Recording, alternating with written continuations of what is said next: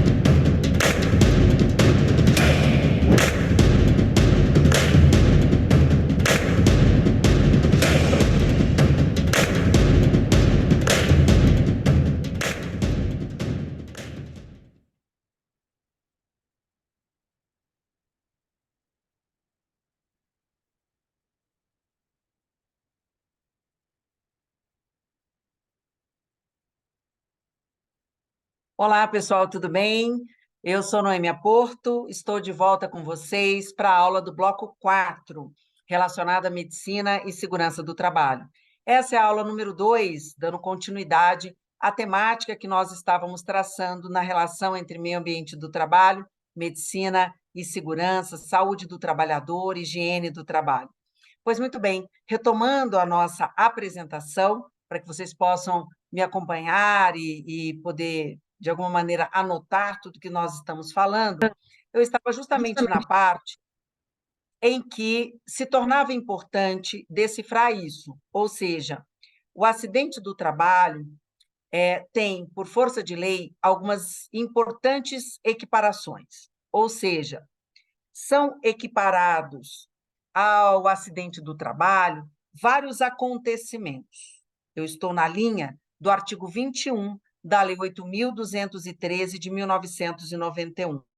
Gostaria de destacar mais alguns eventos previstos na lei para que se considere acidente do trabalho. Então, é considerado acidente do trabalho quando, por exemplo, o segurado está no seu horário, está no seu horário de trabalho, mas está fora do local de trabalho, porém está executando ordem ou amando do serviço da empresa, ou quando está numa prestação de trabalho ou de serviço espontânea, mas que aproveita ao empregador, ao tomador de serviço, ou está em viagem a mando da empresa, inclusive quando está em viagem para atender a um curso de formação profissional oferecido pela empresa, no percurso, como eu disse, residência, né, local, trabalho e vice-versa. Também, quando se trata de uma doença proveniente de contaminação, ainda que seja uma contaminação acidental do trabalhador no exercício da sua atividade. Então, vejam, todas essas situações são exemplos de equiparação do acidente do trabalho.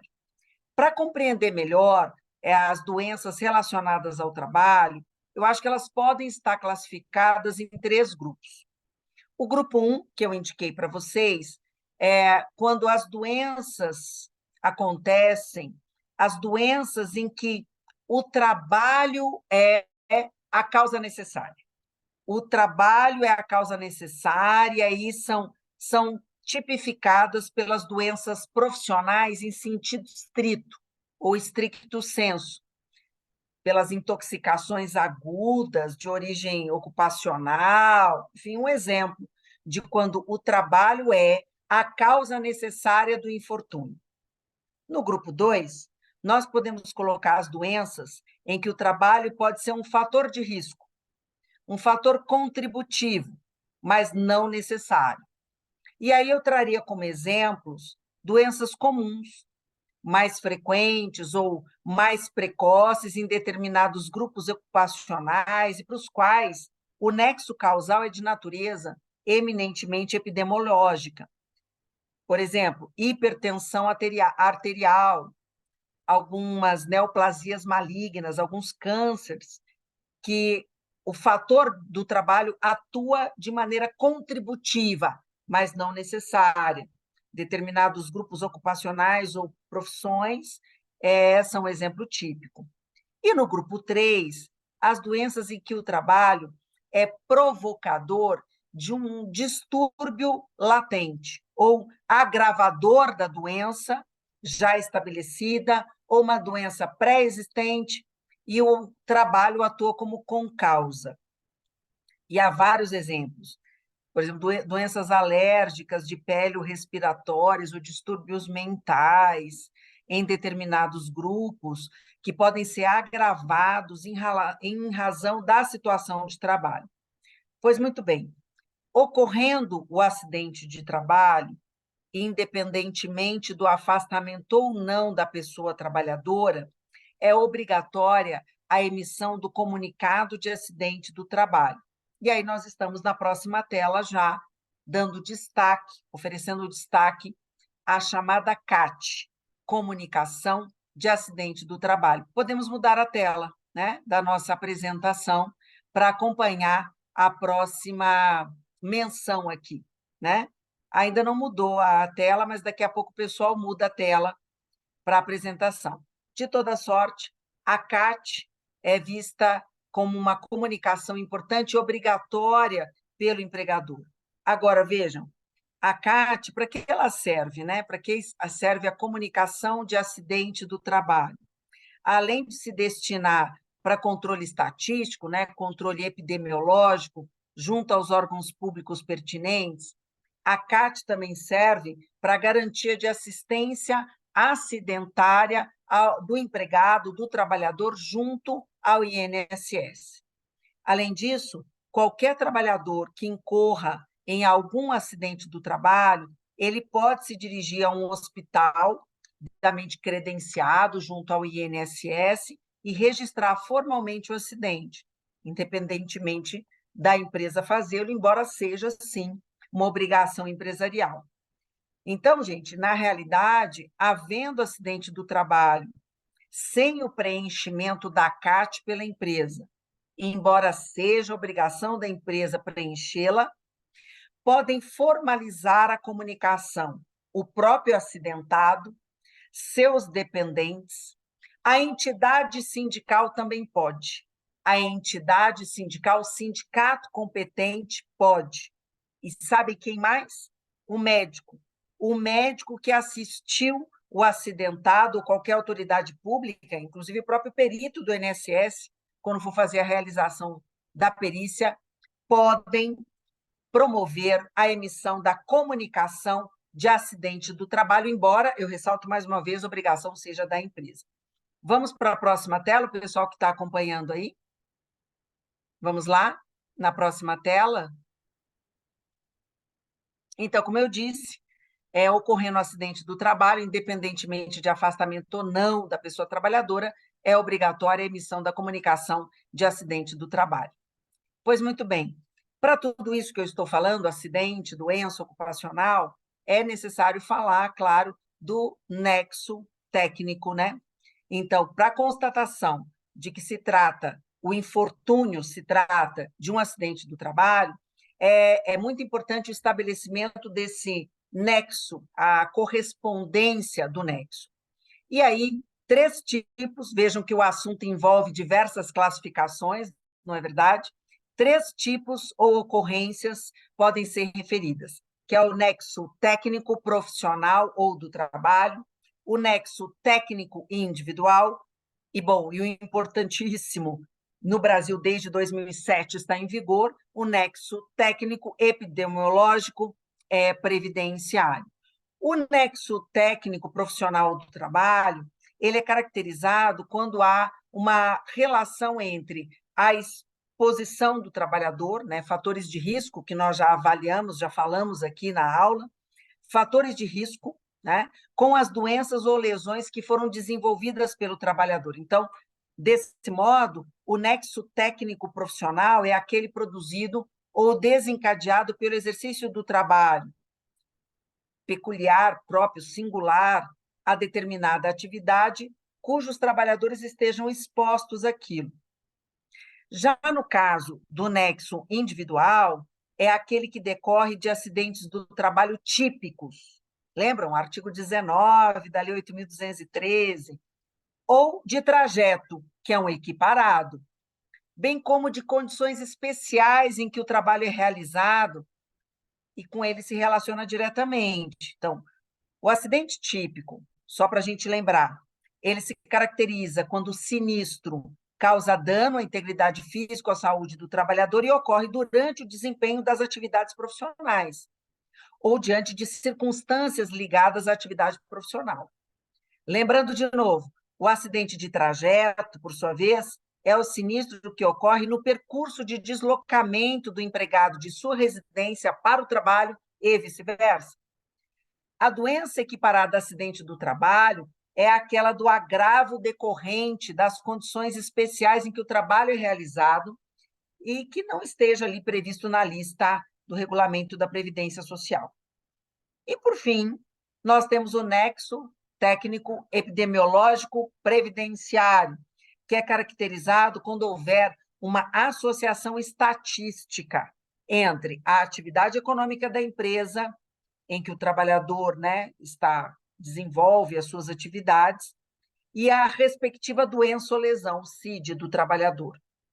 A legislação previdenciária atual, ela prevê, ali no artigo 21A da Lei 8.213, que a perícia médica do INSS, ela vai considerar, ou considerará, né, caracterizada a natureza acidentária da incapacidade, quando constatar a ocorrência de nexo técnico epidemiológico entre o trabalho e o agravo, decorrente da relação entre a atividade da empresa, CNAE, que é a sigla, né, e a entidade mórbida motivadora da incapacidade ali no CID, que é a Classificação Internacional de Doenças. Ou seja, ali esses dados, né? CNAE com CID.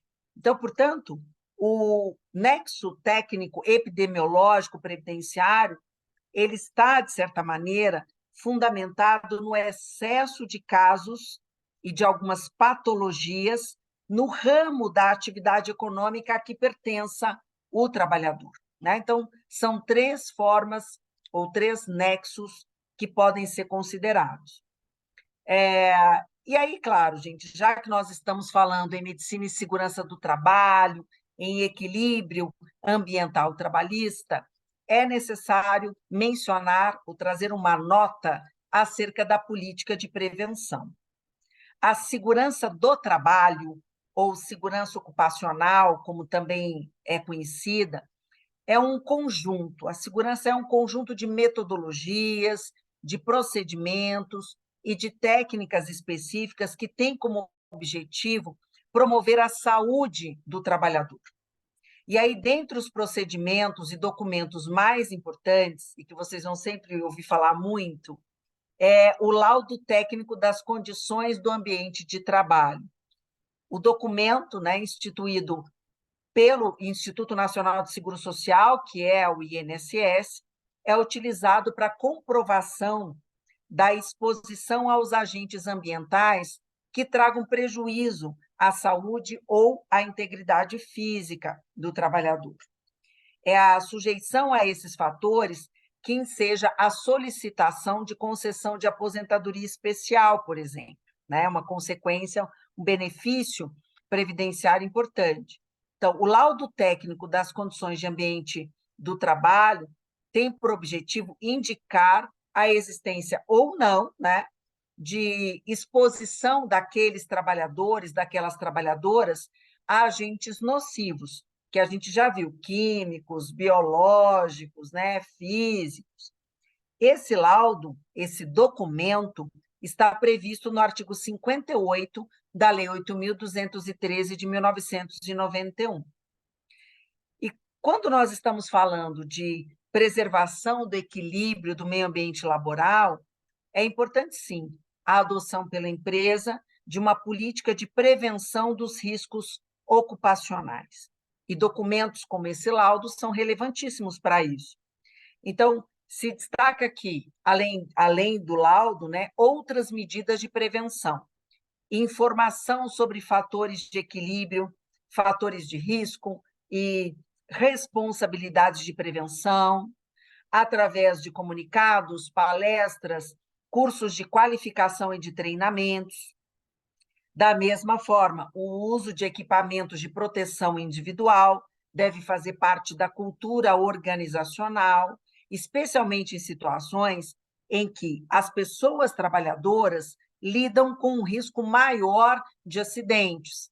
Exemplo, trabalho em frigorífico. Atua como fator também de prevenção a valorização de pausas e a promoção de atividades físicas, porque aí a gente equilibra descanso, pausas, mas também auxilia na correção de posturas ergonômicas, no combate ao sedentarismo. E cuidar do bem-estar também tem a ver com um plano de prevenção.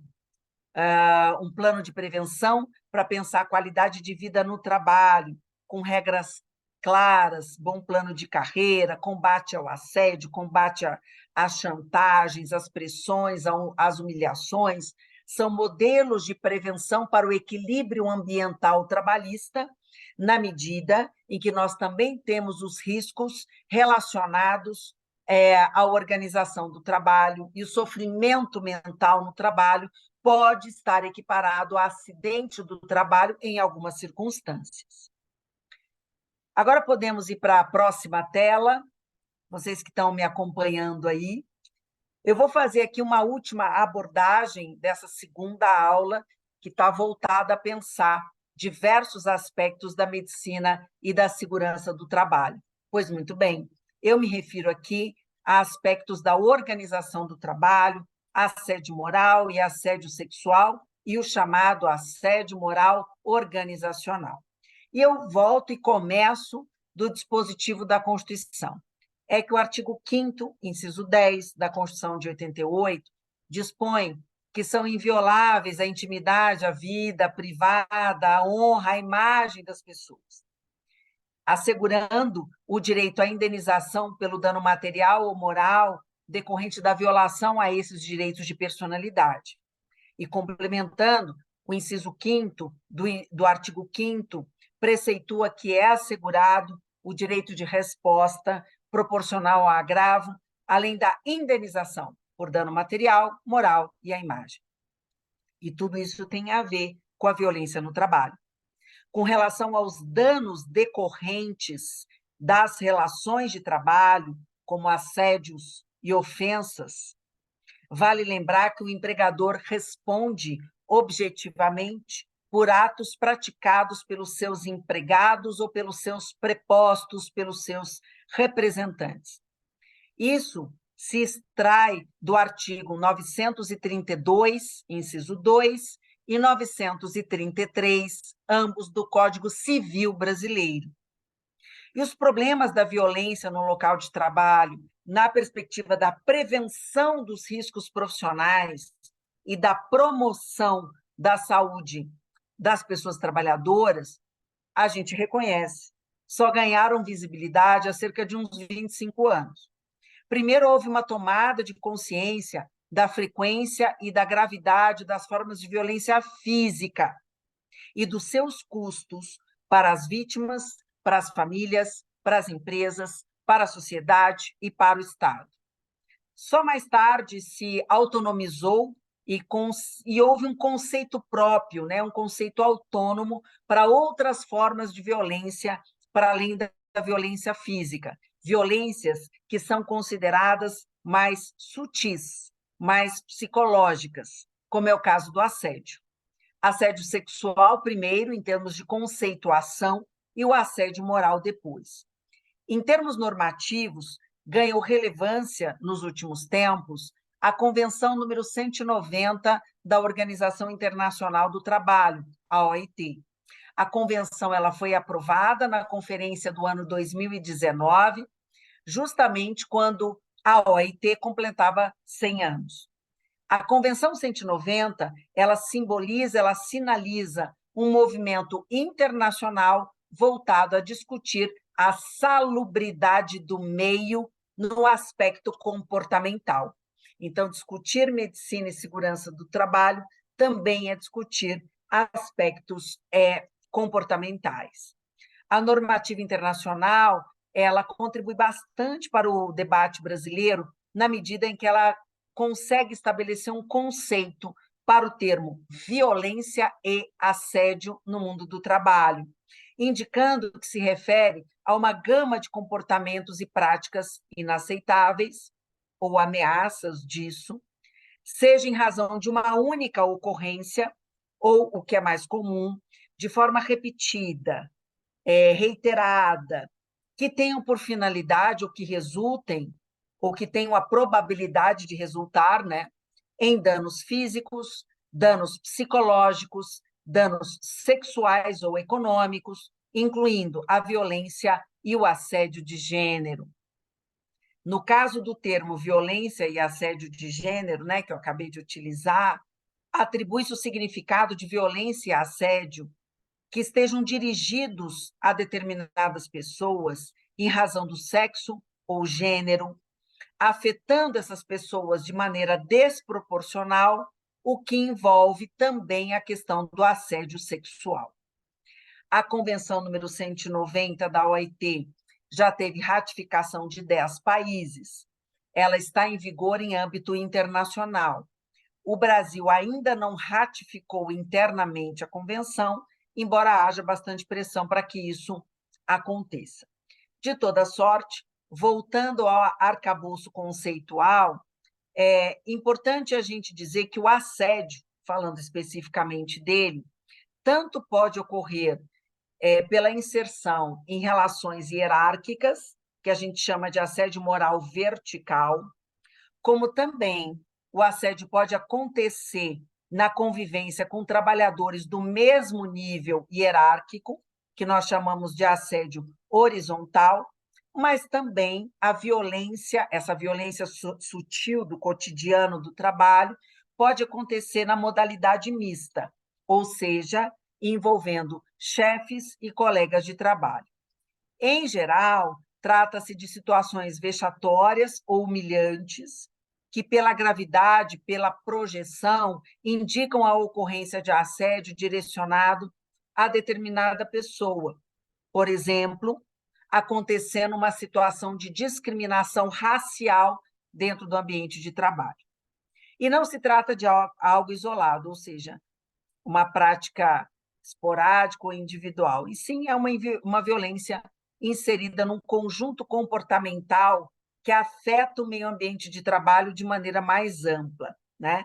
E, para tanto, são usados diversificados mecanismos, como gestos, falas, textos, mensagens, comportamentos de natureza psicológica, inclusive fazendo uso de recursos tecnológicos, os quais, isto é, o uso de todos esses mecanismos, tem a coincidência de, pela repetição, evidenciar o desprezo pela pessoa trabalhadora, o desprezo da pessoa que depende do trabalho para viver. Mais recentemente, tem adquirido relevância falar em assédio moral organizacional. Por quê? O assédio moral organizacional está relacionado à ideia da gestão por assédio, né? É um método de gestão imposto a partir da lógica do exercício do poder de direção e disciplinar, em que se sobressaem comportamentos agressivos, tanto pelas chefias, né, hierárquico, como os colegas de trabalho, horizontal, vertical e horizontal, e às vezes misto, normalmente no contexto de um ambiente de trabalho em que são valorizadas de forma preponderante a competitividade e a produtividade traduzidas em números, tudo individualizado, metas, objetivos que desumanizam o desenvolvimento do labor, desenha-se um ambiente de trabalho hostil, marcado pela ausência de solidariedade. É o individualismo incentivado e excessivo que bloqueia condutos de respeito recíproco, né? Então, não se respeita a diversidade e a diferença e se mobilizam práticas discriminatórias. No caso da gestão por assédio, as organizações públicas e privadas é como se elas estabelecessem um padrão, né? Um padrão de trabalhador supostamente neutro, e quem tem o comportamento desviante acaba sendo discriminado ou ofendido. Algo similar, ou seja, em termos de violência, acontece com o assédio sexual também. O assédio sexual ou as condutas de cunho sexual que objetivam vantagens sexuais afetam a liberdade e a intimidade das vítimas e caracterizam-se como um dos fatores responsáveis pela desigualdade nas relações de trabalho, pela discriminação no ingresso e na permanência no mercado de trabalho e também por adoecimentos relacionados ao trabalho. Para compreender o assédio sexual, é importante fazer referência ao artigo 216-A do Código Penal Brasileiro, porque lá está escrito ou inscrito o crime do assédio sexual, que é constranger alguém com o intuito de obter vantagem ou favorecimento sexual, prevalecendo-se o agente de sua condição de superior hierárquico ou ascendência inerentes ao exercício de emprego, cargo ou função. A pena para o crime é de detenção de 1 a 2 anos. O Código Penal também prevê como crime a importunação sexual, artigo 215-A, praticar contra alguém e sem a sua anuência ato libidinoso com o objetivo de satisfazer a própria lascívia ou a de terceiro. Pena, reclusão de 1 a 5 anos, se o ato não constitui crime mais grave. Ambos, assédio sexual e importunação sexual, são crimes contra a liberdade sexual. Pois muito bem, caracterizadas essas hipóteses, elas também interferem no ambiente de trabalho, apenas que o assédio sexual para finalidade civil trabalhista não se resume aos tipos penais. Os 2 tipos penais são importantes, mas no âmbito trabalhista também será assédio sexual qualquer outro comportamento agressor da liberdade sexual no âmbito laboral, mesmo que não seja crime, seja responsabilidade civil trabalhista.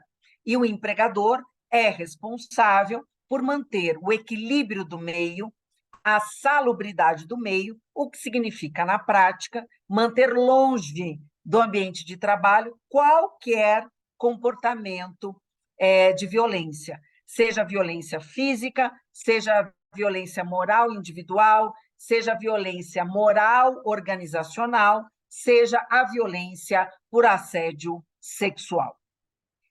Pois muito bem, eu vou encerrando por aqui essa abordagem da segunda aula, exatamente no ponto, né, ou na parte, em que nós discutimos fatores que nós podemos dizer fatores organizacionais.